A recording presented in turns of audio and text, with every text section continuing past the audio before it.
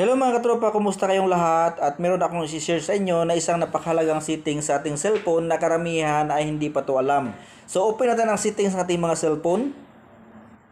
At scroll down, hanapin lang itong security. Click natin ang security. At i-click itong more security settings. Okay, more security settings, click natin. At dito mga katropa, hanapin natin ang screen pinning. So kapag hindi nyo mahanap mga katropa itong screen pinning, i-search nyo lang sa settings ng inyong mga cellphone, screen pinning. Okay, kung merong search bar ang inyong settings. Screen pinning, click nyo lang. So dito mga katropa, enable lang natin or i-on itong screen pinning. Okay, so kapag nakauna, merong instruction dito sa baba, basahin nyo lang.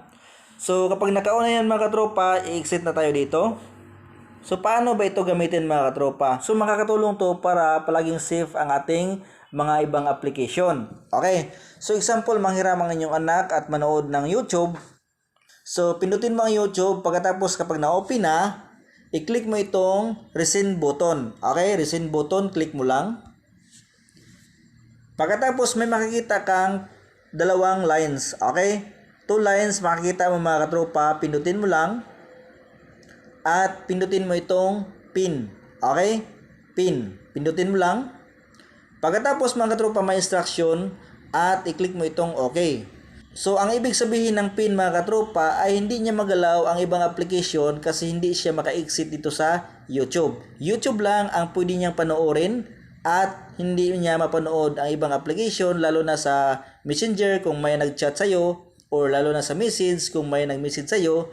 Hindi niya mapanood or hindi niya mabasa kasi nakapokus lang siya dito sa YouTube. So bakit nga ba? Kahit pindutin niya itong back button, kapag pinindot niya ang back button mga katropa, ay hindi ito magbabak.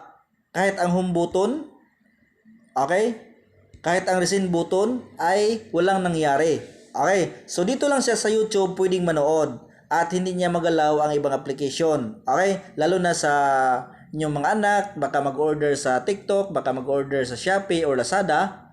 So dito lang siya sa YouTube pwedeng manood kasi nakapin ito sa YouTube lang. So i-back button, home button, or resend button, hindi gumalaw ang application. So mag-swipe lang siya pwede or manood. So dito sa TikTok mga katropa, okay? Open natin ang TikTok. So kapag na-open mo na ang TikTok, click mo itong resend button. Okay, resend button, click mo. Kung gusto siyang manood sa TikTok. Pagkatapos makikita mo itong dalawang line, click mo lang. At hanapin mo itong pin, click mo lang. Tapos, mayroong instruction, click itong OK. So ngayon mga katropa, hindi na siya pwedeng maalis dito sa TikTok. Pwede niyang i-swipe pero hindi niya maback. Okay, click itong back button. Hindi maback mga katropa ang back button. O, magpapalit lang siya ng video pero hindi siya maback. Kahit home button at resend button, hindi siya maback. So nakapokus lang siya dito sa TikTok kung gusto siyang manood sa TikTok lang. Okay? So hindi magalaw ang ibang application or mga private message mo sa Messenger, sa message or sa Facebook. Kung gusto siyang manood dito sa TikTok lang. So walang ibang application na pwede niyang galawin. So paano naman i-exit mga katropa? Kapag gusto mo nang i-exit, ilong press mo, isabay mong long press itong back button at resend button kung gusto mong i-exit. Okay, so kapag isaulan niya na ang cellphone mo, ikaw na mismo mag-exit, long press mo itong back button at resend button. Isabay mo. So yan, close screen siya, pagkatapos i-open mo at i-back mo ulit. So, mababak na siya.